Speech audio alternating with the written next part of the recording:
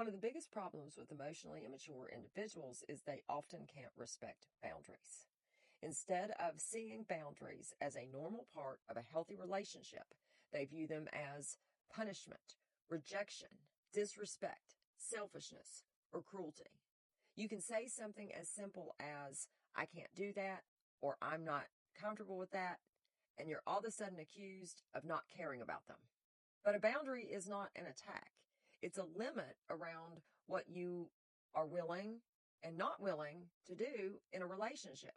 Healthy relationships need boundaries because without them, oftentimes one person might become overwhelmed, resentful, or emotionally exhausted. Mature people understand that saying no does not mean that someone doesn't love you.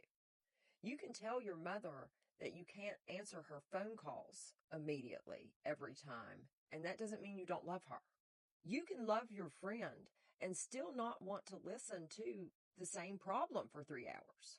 You can love your partner and still need time alone. None of these things mean that the relationship is over.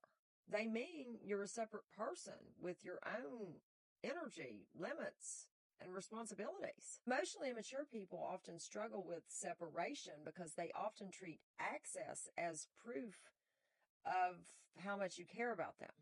If you aren't constantly available, this means you're taking something from them. This becomes especially obvious in the parent-child relationship. Some parents never fully make the transition from having a minor child to an adult child that is fully capable of making their own decisions. So when the adult child starts setting limits, the parent acts as if the child is taking something away from them. You don't call me enough. You don't visit enough. You used to help me with that. After everything I've done for you, this is how you treat me. The adult child may simply be trying to establish a normal adult relationship while the parent takes independence as abandonment. Emotionally immature people may try to use their emotional reaction as evidence that a boundary is wrong. You say, I'm not going to do that anymore. They become upset. And then they point to their being upset and say, look at what you're doing to me. But somebody being unhappy about your boundary does not mean that you've done anything wrong. Some people get upset because they don't like hearing no. That doesn't make the no cruel. If every boundary has to be withdrawn the moment that someone gets upset about it, you don't actually have boundaries. You have requests that other people are allowed to veto by becoming angry, hurt, or silent. You see this in all kinds of situations. A parent expects the child to answer the phone every time they call, and then they get offended when you don't answer.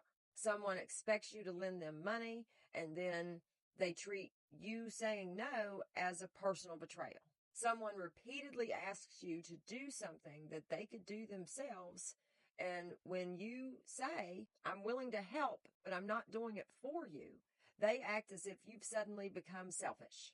These things might look like individual disagreements, but underneath is the same issue. They believe your availability should not have limits. Your boundary becomes the problem instead of their inability to respect it. The irony is, boundaries often keep relationships from falling apart. When you can't say no, you eventually end up exhausted and resentful.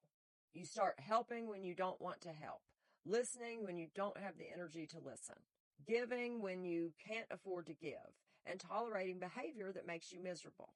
Resentment builds. You may stop visiting the person altogether because every interaction feels like it's going to bring another demand. Sometimes a relationship that could have survived with reasonable boundaries ends up ending because one person couldn't accept that the other person was allowed to have limits. The part that emotionally immature people often don't want to accept is respecting a boundary does not require agreeing with it or liking it. You don't have to understand why someone needs a particular boundary in order to respect it. If someone says, I'm not going to discuss this with you, you can dislike the boundary and still stop bringing up the subject. When someone repeatedly ignores your boundaries, argues with them, or tries to guilt you into removing them, eventually you may have to create more distance. That's not necessarily punishment. It's what happens when someone refuses to accept the conditions required for a healthy relationship. Have a good day.